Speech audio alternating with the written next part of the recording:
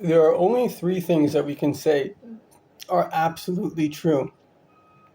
The first is, and there's 1,000 books of Kabbalah, and science has proven this really amazing, that Kabbalah said this.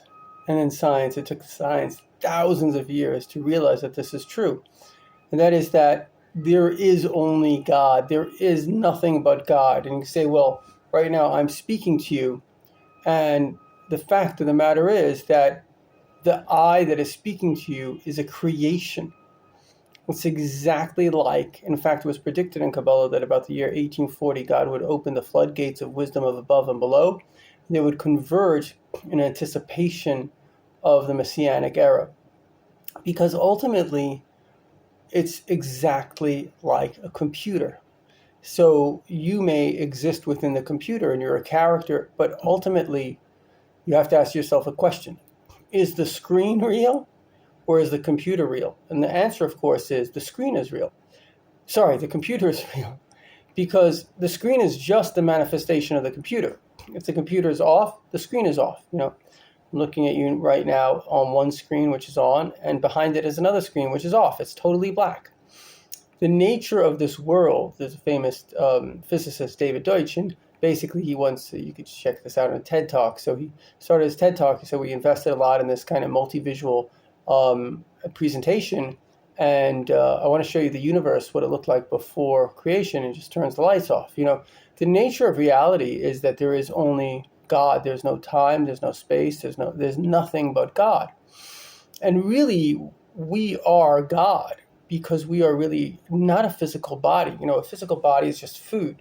The largest organ in you is your skin.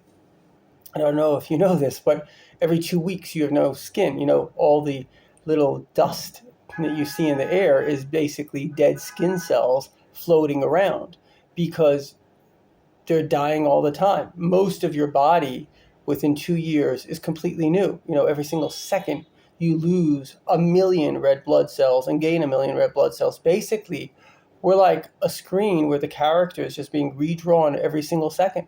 And that's the whole world. It's just being redrawn every single second. So there is this computer, if you want to call it that has created a screen. And it's not a little screen, it's a huge screen. It's the size of the universe. But our universe is just like a dot compared to the universe above us. Because everything that exists below has to have a source above. And the source above trickles down and creates it below. In fact, I have a friend who's kind of able to see in the higher realm. There are 4 higher spiritual universes. And basically it's like, the trees below, there's trees above. And they're the kind of the source. I'm not going to go into all the details, not that I know all the details, but there are 4 spiritual worlds, the world of Asiya, Yetzirah, Bria, and Atzilus. And all of that, again, is just from the computer. The computer made it all. So billions and trillions of universe, because within each universe, there are all these universes. Every deed we do can create a universe. And it's all infinite amount of angels and beings, and it's all from one computer. It's truly mind-blowing and amazing. So the first reality that exists is, this really what Judaism, what Abraham really discovered is that the world is not real. The world is the computer. The computer is making the world. So if you are conscious, you're only conscious because, ironically, you're not aware of the truth. If you were aware of the truth, you would know that everything's a computer. It's like a child, let's say, in the womb, and the child is conscious. So he would know that he's part of his mother. Right? But if you take the child out of the room and he becomes conscious, what does he think? He thinks, I am me. But really, you are still your mom because your entire DNA is your mom and dad. Every part of your DNA is your mom and dad. So are you or are you them? Well, you're kind of them, but you think you're you. And the same thing is, are we the computer or are we us? Well, we're kind of the computer, but we think we're us. And that was, of course, the intention of the computer. The computer wanted us to exist. Why? Because he loves us. We're his children. And you want your children to exist. So premise number 1, there's only computer. Premise number 2, the reason, and it's very important, the reason we exist is out of unconditional sheer love, just like a parent. Why do you make a child? Because you love the child. That's why. Now with God, you existed before him, meaning in front of his eyes, as you exist now. There's no differentiation, right? You literally were the same existence. Okay, maybe there's a difference between before you made you and after you made you in the physical world. But the point is that it's not like a parent that you're dreaming of your child and then you see the child. No, he created you. You were exactly what he wanted to create.